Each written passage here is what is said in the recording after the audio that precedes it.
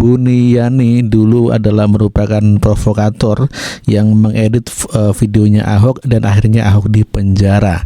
Dan sekarang Buniyani mengatakan bahwa Pak Jokowi sekarang benar-benar panik dikarenakan kasus ijazah palsu. Dan inilah beritanya. Sejumlah gugatan hukum di pengadilan, mantan Presiden ke-7 Joko Widodo alias Jokowi terlihat panik dan makin gelisah. Demikian pandangan peneliti media dan politik Buniyani dalam keterangannya, dikutip Senin 19 Mei 2025. Jokowi tampak semakin cepat tua. Bagian agak atas memperlihatkan rambutnya sudah kelihatan jarang dan rontok, kata Buniyani. Buniyani menduga Jokowi sudah mendapat firasat kurang baik sehingga kondisi fisiknya semakin terganggu. Mungkin juga dia mulai sadar bahwa semua aktingnya di depan kamera sudah tidak mempan lagi mengelabui rakyat, kata Buniyani. Namun kabar keseriusan Presiden Prabowo Subianto untuk memberantas korupsi dengan tidak melibatkan kepolisian, kata Buniyani, berpotensi yang paling merisaukan Jokowi. Publik membaca langkah Prabowo memerintahkan TNI untuk menjaga kantor-kantor kejaksaan di seluruh Indonesia sebagai sikap tidak percayanya pada kepolisian, kata Yani. Bila langkah Prabowo ini berhasil sebagai program unggulan, maka terbuka kemungkinan untuk memeriksa laporan dugaan korupsi keluarga Jokowi yang sudah dilaporkan ke KPK tetapi tidak kunjung diproses. Skenario ini bukan isapan jempol bila melihat langkah catur Prabowo yang sudah memasuki bulan ke-6 dalam memerintah, tambahnya. Kasus laporan hukum yang menimpa Jokowi nggak pantas jadi negarawan. Guys, kasus dugaan ijazah palsu Jokowi ternyata ngasih dampak gede banget loh. Contohnya, Jokowi itu sekarang dinilai nggak pantas jadi negarawan. Hal ini disampaikan sama peneliti media dan politik yaitu Buniyani. Bagi dia, Jokowi itu terbukti bukan negarawan karena pilih jalur hukum penjarain rakyat sendiri dibanding selesain baik-baik dan tunjukkan ijazah asli. Soalnya kalau udah masuk ke jalur hukum, semua pihak ngerasain kalah. Pertama, kalau ijazah terbukti asli, maka rakyat dipermalukan sama Jokowi. Kedua, kalau ijazahnya palsu, Jokowi yang jadi malu di depan rakyat. Jadi baiknya, kalau emang negarawan sejati, maka diselesain baik-baik guys. Menurut kalian, Jokowi berlebihan apa enggak sih guys kalau laporin penuduh ke polisi? Bulan Oktober 2016, saya pulang mengajar. Nah, saya buka tuh Facebook seperti biasa. Itu ada muncul tuh video, potongan video 30 detik.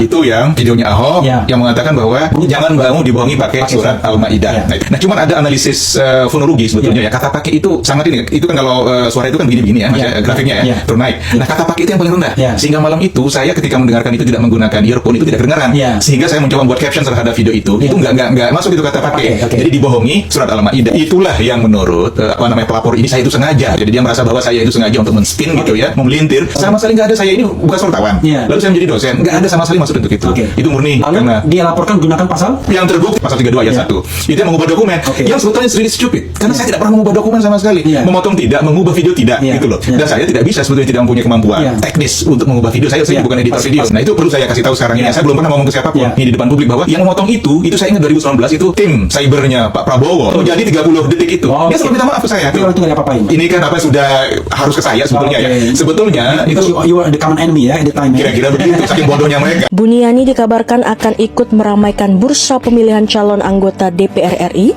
dari Dapil 2 NTB Pulau Lombok pada pemilu 2024 mendatang. Kabar tersebut disampaikan oleh Ketua DPW Partai Umat Provinsi NTB, Yuliadin pada Selasa 25 Oktober 2022. Buniyani yang kini ikut bergabung bersama Amin Rais di Partai Umat, merupakan sosok politisi yang namanya viral karena unggahan cuplikan video pernyataan kontroversial mantan Gubernur DKI Jakarta Basuki Cahayapurnama alias Ahok pada 27 September 2016 silam. Buniyani lahir di Dusun Muntut, Desa Rensing, Kecamatan Sakra Barat, Kabupaten Lombok Timur pada 16 Mei 1969. Ia mengenyam pendidikan di SMP Negeri 1 Sakra dan SMA Negeri 1 Mataram itu akan pulang kampung pada pemilu 2024 dengan menjadi caleg DPR RI lewat Partai Umat.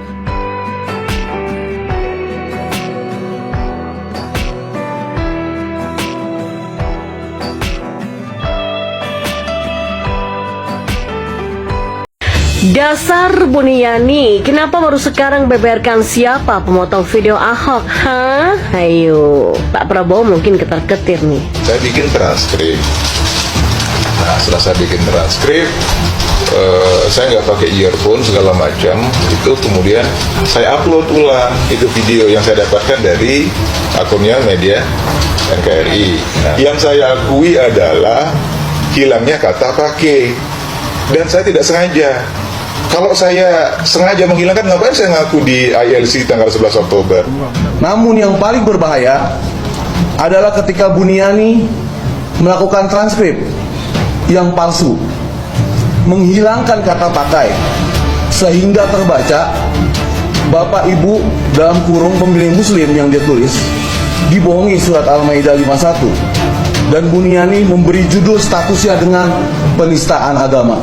Menurut keterangan saksi kami, Buniani sudah diingatkan untuk merevisi transkrip itu karena salah dan fatal, serta meminta maaf. Namun Buniani ngotot dan tidak mau mengaku salah.